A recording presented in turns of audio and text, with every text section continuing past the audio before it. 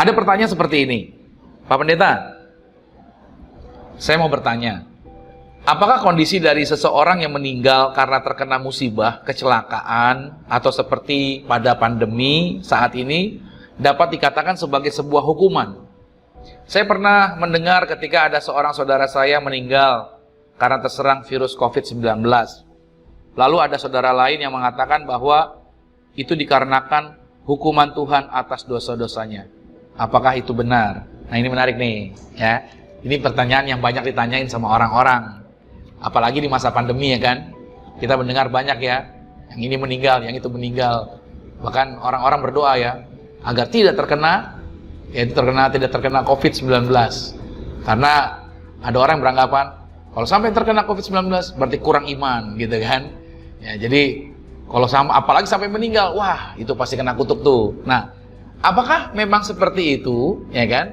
Apakah memang bahwa itu adalah hukuman daripada Tuhan kalau ada sebuah penyakit yang terjadi atas seorang? Ternyata jawaban menurut pendapat saya pribadi itu tidak.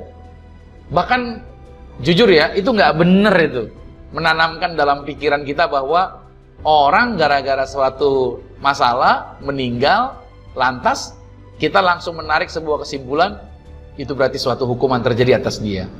Nah, itu fitnah besar dan itu bisa memfitnah Tuhan bahkan. Tuhan itu kok, saudara, sekejam itu ya. Oh, Tuhan bisa kejam begitu ya. Jadi kalau Tuhan udah kesel, hayar gitu ya. Apakah Tuhan seperti itu? Wah, saya kira Tuhan nggak begitu ya. Saya yakin bahwa Tuhan yang saya sembah itu keren. Tuhan yang saya sembah itu asik. Tuhan yang saya sembah itu tidak bikin saya ketakutan. Tuhan yang saya sembah itu Tuhan yang benar-benar bikin saya tenang setiap hari. Nah, saudara, lihat baik-baik. Tuhan itu nggak sedikit-sedikit menghukum. Saya jumpai di dalam tulisan-tulisan yang saya baca, di sana dikatakan bahwa Tuhan juga membahas mengenai ini. Karena apa yang ditanyakan tadi ini, itu juga ditanyakan. Karena ada orang yang datang sama Yesus. Mereka tiba-tiba datang, rame-rame, lalu ngobrol, kasih tahu sama Yesus bahwa mereka menjumpai ada orang-orang di Galilea yang mengalami kemalangan, di mana mereka dibunuh oleh Pilatus dan darahnya dicampurkan dengan darah korban yang dipersembahkan oleh Pilatus ini. Dan sepertinya orang-orang yang datang sama Yesus ini rame-rame ngasih tahu situasi ini. Mereka bukan hanya datang untuk membawa kabar berita, tetapi mereka juga mempertanyakan orang-orang yang mati itu nasibnya mereka. Apakah musibah dan kemalangan yang mereka alami itu merupakan karena dosa mereka atau bukan?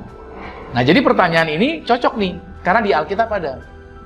Karena ada orang-orang Galilea yang dibunuh sama Pilatus. Nah, ini mereka mengalami kemalangan nih, gitu loh.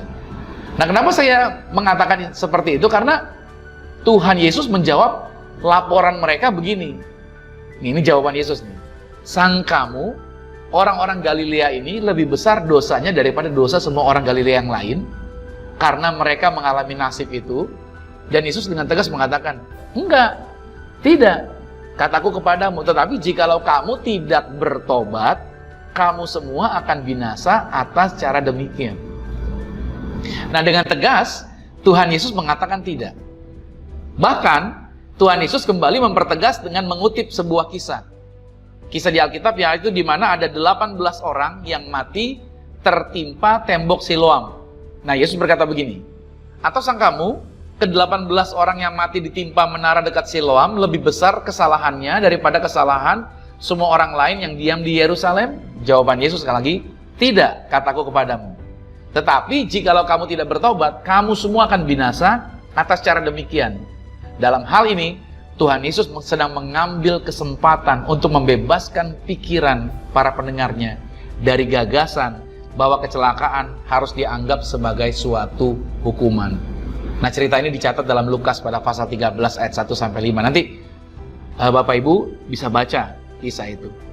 Nah, tetapi jikalau kamu, dikatakan begini, yang menarik nih.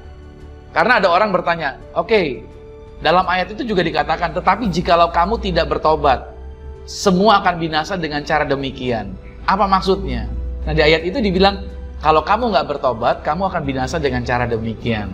Nah, Ini menjadi bahan yang menarik. Ketika saya baca, ketika saya merenungkannya, saya mendapati bahwa sebelumnya kan Tuhan Yesus mengatakan bahwa ada orang Galilea yang dibunuh. Dan juga ada 18 orang yang tertimpa tembok Yerusalem.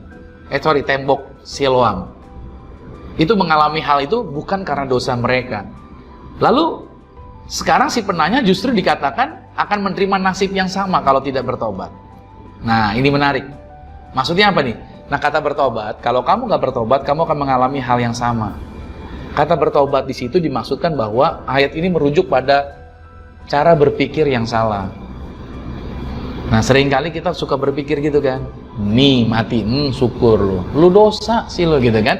Kita gampang langsung menghakimi orang yang berbuat salah, langsung kita bilang, tuh, dia dosa tuh. Itu kena ajab Tuhan tuh, gitu kan. Kita dengan mudahnya langsung mengatakan itu kena ajab. Maksudnya Tuhan berkata apa? Kamu perlu bertobat. Bertobat artinya apa? Hilangin konsep berpikir seperti itu. Bukan itu maksudnya. Kamu nggak boleh berpikir seperti itu. Itu pikiran yang salah.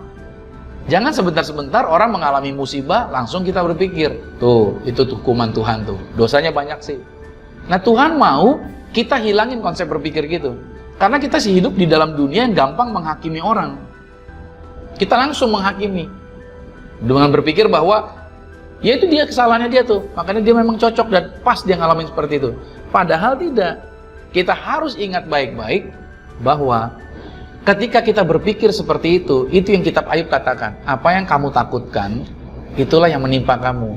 Jadi artinya gini, kalau kita mikir orang yang mengalami musibah, lantas itu orang kena hukuman, berarti siap-siap.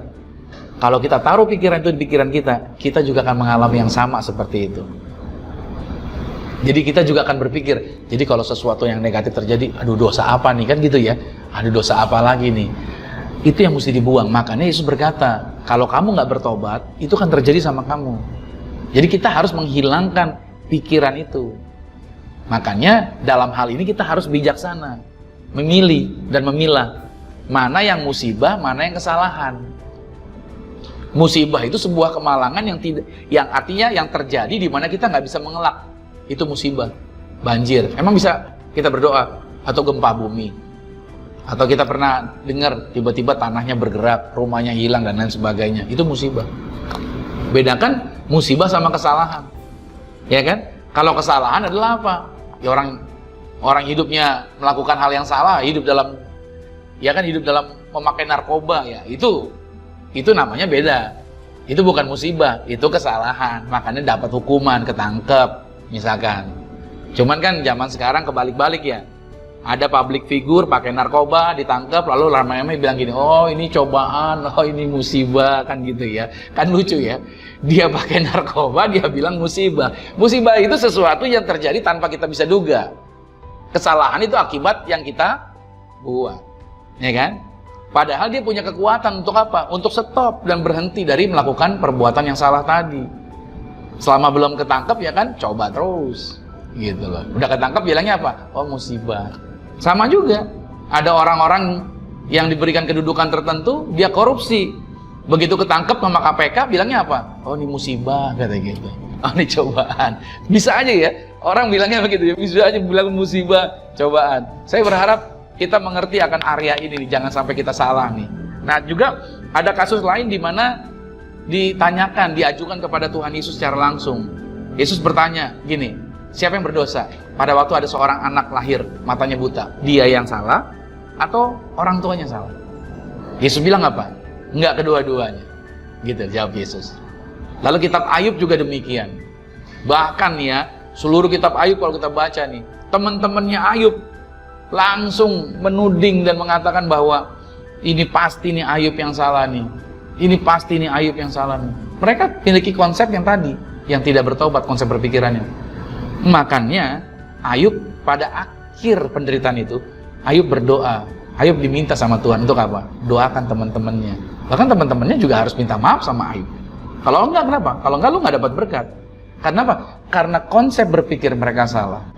Nah, saya berharap dari pertanyaan ini, ya, jadi Bapak Ibu yang sudah bertanya, mungkin nggak kasih nama ya, tapi saya kasih tahu, hilangkan konsep berpikir tentang menuding bahwa kecelakaan yang terjadi atau orang meninggal di masa pandemi ini itu berarti karena kena hukuman Tuhan tuh. Bukan. Kita tidak boleh berpikir seperti itu. Ingat, semua orang hidup suatu hari akan meninggal. Jadi nggak ada urusannya hukuman Tuhan, hanya Tuhan yang tahu.